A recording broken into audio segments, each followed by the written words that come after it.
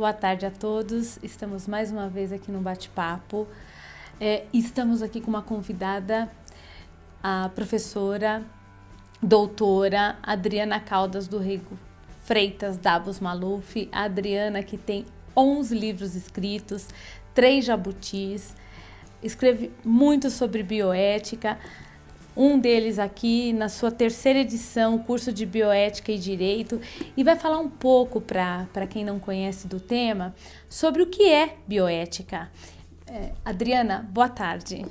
Boa tarde, Ana Paula. Muito obrigada pelo convite para estar hoje aqui com vocês na TV Luxus, falando um pouco sobre bioética e biodireito, um ramo novo do direito ligado ao direito civil, também ligado ao direito público, que trata principalmente das questões ligadas à vida em toda a sua dimensão, no ambiente médico, no ambiente da biotecnologia. Adriana, sobre vários aspectos a vida está presente, né? E são temas assim emergentes, direito à transfusão de sangue, pode, não pode, direito a questão sobre guardar ou não óvulos fecundados. Como a gente vai falar sobre a nossa cultura, sobre direitos genéticos? Essa cultura está intrínseca no direito brasileiro ou nós não nos atemos a isso? O brasileiro, ele é antenado com o direito e com o biodireito? Bom, inicialmente, o século XX e agora o século XXI são 2 séculos que se conheceu um desenvolvimento muito grande de uma carreira chamada biotecnologia. O avanço das ciências é inconteste, inquestionável, está aí, a medicina conheceu um avanço gigante, chegando à cura de determinadas doenças, diagnósticos prévios, um aumento da qualidade de vida, da duração dessa vida. Sem dúvida alguma, nesses direitos humanos, os direitos da 4ª e já de uma 5ª geração de direitos, sem dúvida nenhuma, esse fenômeno é um fenômeno global. O brasileiro está, sim, cada vez mais ligado, cada vez mais interessado, cada vez mais inserido nesta cultura da biotecnologia, sendo claro que o nosso país está numa linha de frente também na pesquisa científica em muitos campos. A nossa pesquisa científica é bastante avançada em matéria de células-tronco, em matéria de pesquisas genéticas. Estamos sim numa era, assim, caminhando para uma era de ponta na esteira de outros países também da comunidade internacional. Portanto, o direito ao conhecimento da genética, o projeto Genoma, todas as questões ligadas a essa questão genética, como a doutora me perguntou, fazem parte cada vez mais do nosso dia a dia, no âmbito do direito de família, no âmbito do direito das sucessões, no âmbito do direito dos contratos, no que tange a responsabilidade civil de médicos, operadores das ciências médicas, pesquisadores, entidades de pesquisa, entidades hospitalares e do público em geral. Então, vamos partir aqui para temas um pouco mais específicos. O que você acha com relação, por exemplo, a transplantes de órgãos entre familiares? Você acha que precisa haver ou não haver, por exemplo, a fila do transplante de órgãos? Veja bem, no que tange especificamente a área dos transplantes de órgãos, ele é feito de 2 formas, intervivos ou causa-mortes. No que tange ao direito intervivos, logicamente esse elo genético, esse elo bioquímico, biológico, ele é preponderante por causa da própria aceitação do paciente que vai receber aquele órgão a ser transplantado, no sentido de que não tenha a rejeição, primeiramente se tenta um doador familiar. No caso de um transplante a ser realizado pós-mortem, veja, observa-se uma lista de transplantes porque o número de doadores ele ainda é pequeno para o número da demanda, tanto que a biotecnologia já conhece, inclusive, algumas técnicas com sucesso se utilizando da xenotransplantação. É uma transplantação que se faz utilizando-se partes, válvulas cardíacas, partes doadas de seres de outras espécies, como por exemplo o porco ou o macaco.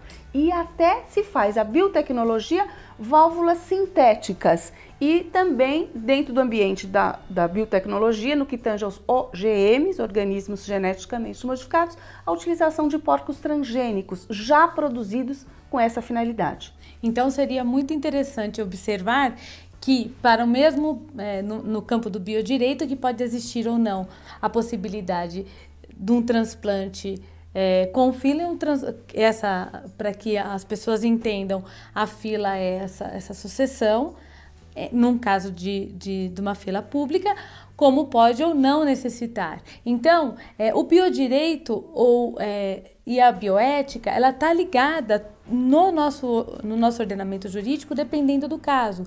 Então, procurar um advogado é necessário para que seja explicado para você se você precisa ou não esperar nessa fila, se você precisa ou não ter os seus direitos. Aí ela vai falar uma outra coisa a respeito da transfusão de sangue, um pouquinho sobre a transfusão de sangue. Será que você é obrigada ou não a fazer essa transfusão de sangue? A doutora Adriana vai falar um pouquinho sobre isso. A questão da transfusão de sangue envolve muito conflito bioético, porque ela envolve preponderantemente o direito à autonomia do paciente de receber aquela transfusão, sim ou não, dentro de uma indicação clínica, que eu reitero aqui, que ela é absolutamente pontual e que ela se assemelha a uma ciência exata, porque a medicina moderna hoje tem condição de dizer sim, tendo em vista o índice volêmico, o índice de oxigênio circulante no organismo, se aquela pessoa acidentada irá entrar em choque e fazer um óbito, sim ou não.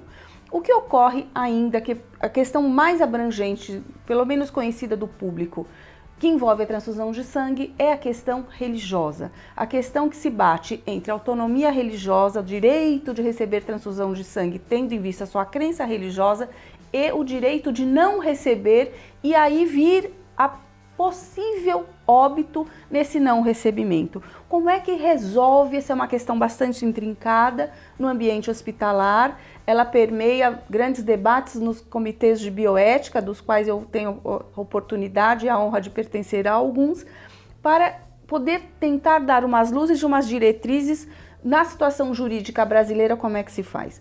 Como é que o judiciário está entendendo esta autonomia que o paciente tem para receber ou não essa transfusão, de acordo com a capacidade desse paciente.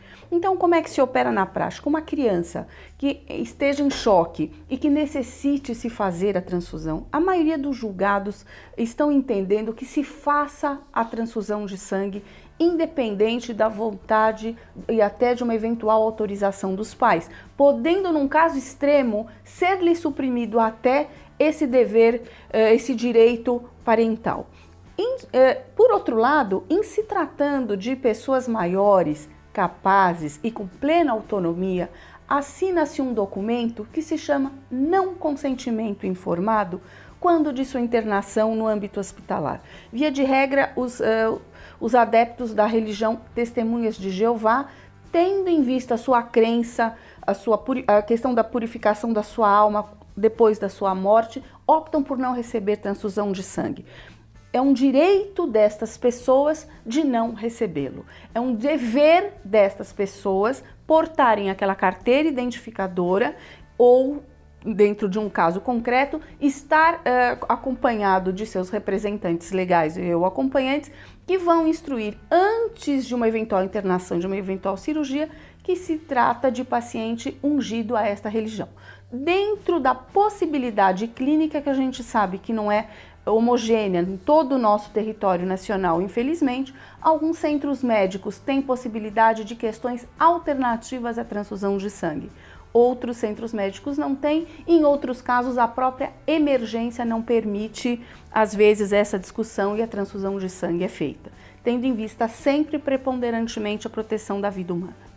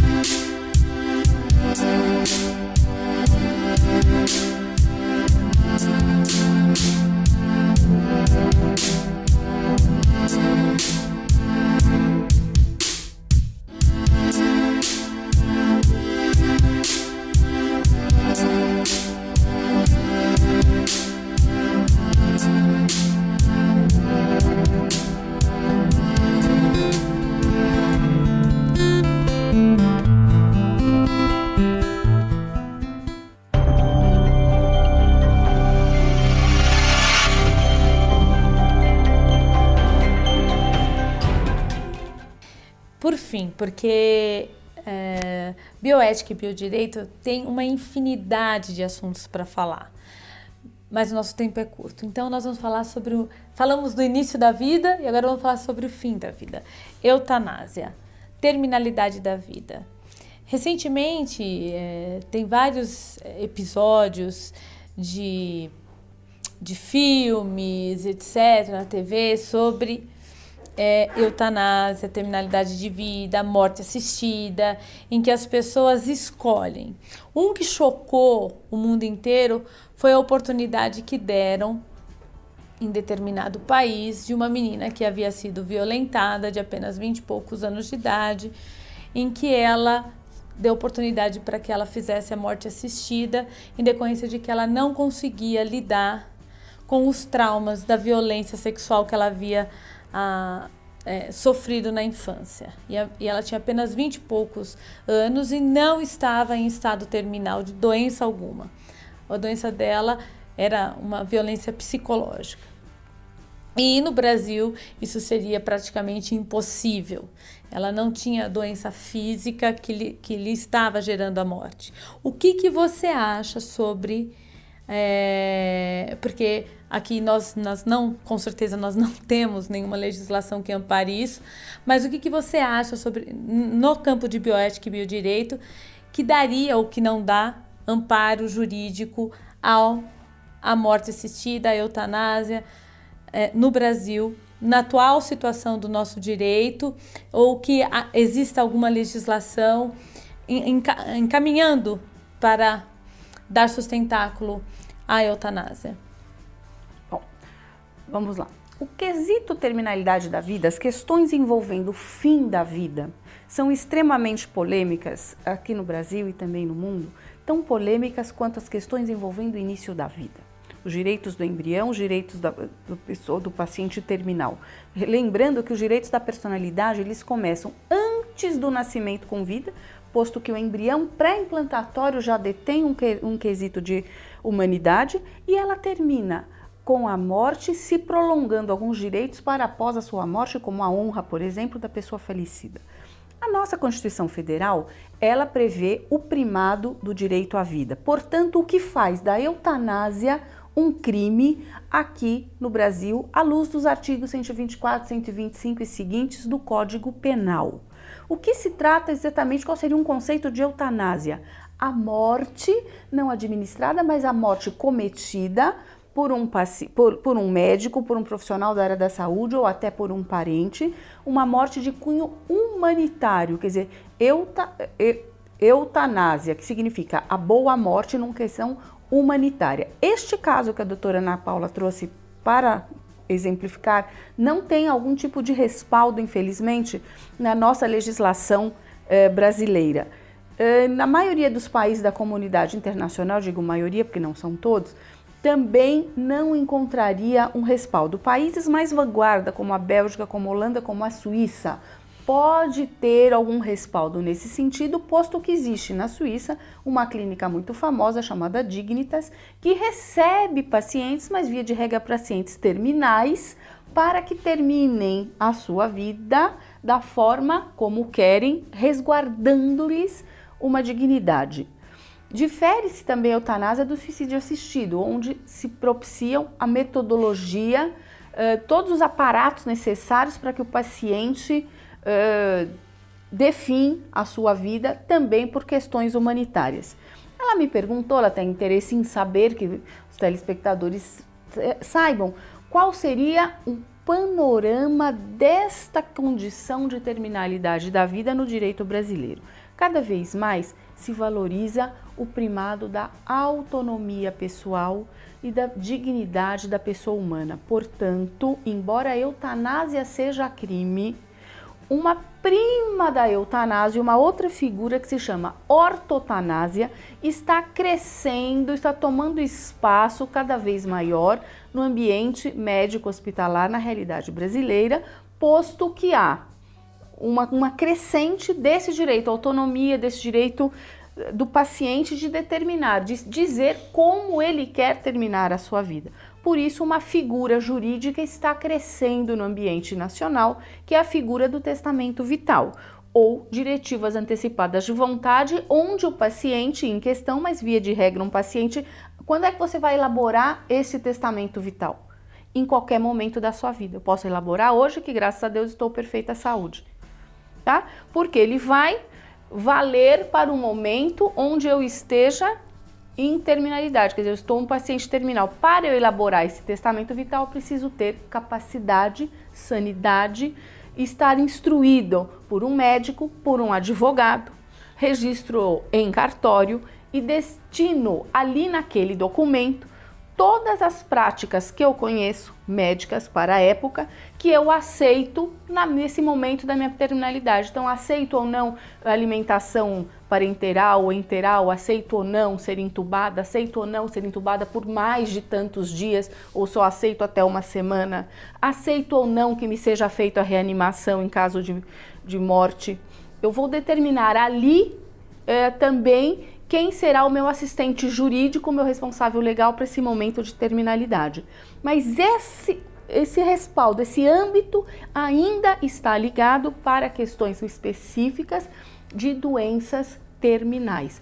Não como este caso que a doutora trouxe, que se trata de uma doença psicológica, que eu não retiro o caráter de gravidade, o caráter de incômodo, o caráter que muitas vezes, como outros casos que nós tivemos ciência aqui na realidade brasileira, de moças que sofreram violência sexual que foram, que se suicidaram, foram levadas a óbito porque não administraram aquela dor. Mas infelizmente, para a realidade brasileira, veja, eu deixar claro que o suicídio não é crime. A eutanásia é uma forma de suicídio humanitário, ou de morte humanitária, feita por terceira pessoa. Esta é crime.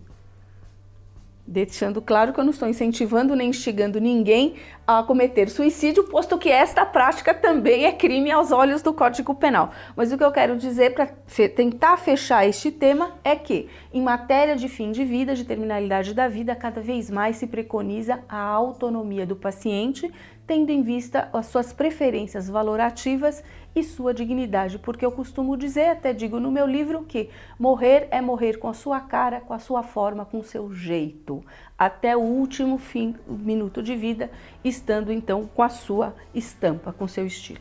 Bom, Adriana, o assunto realmente é interessante. Falar sobre bioética e biodireito rende uma tarde toda. Gostaríamos muito que você retornasse aqui para falar sobre esse tema. E com certeza podemos ter grandes ensinamentos aqui sobre o curso de bioética e biodireito que pode ser encontrado em todas as livrarias de São Paulo e do Brasil todo, inclusive online nas maiores bookstores do país. O livro é da Atlas, já está na 3ª edição, como eu já disse anteriormente. Obrigada por sua participação aqui, Adriana. Com certeza você irá voltar aqui para falar sobre outros temas relacionados à bioética. Muito obrigada, Ana Paula, mais uma vez, voltarei com muito prazer. Um abraço a todos. Boa tarde. Boa tarde.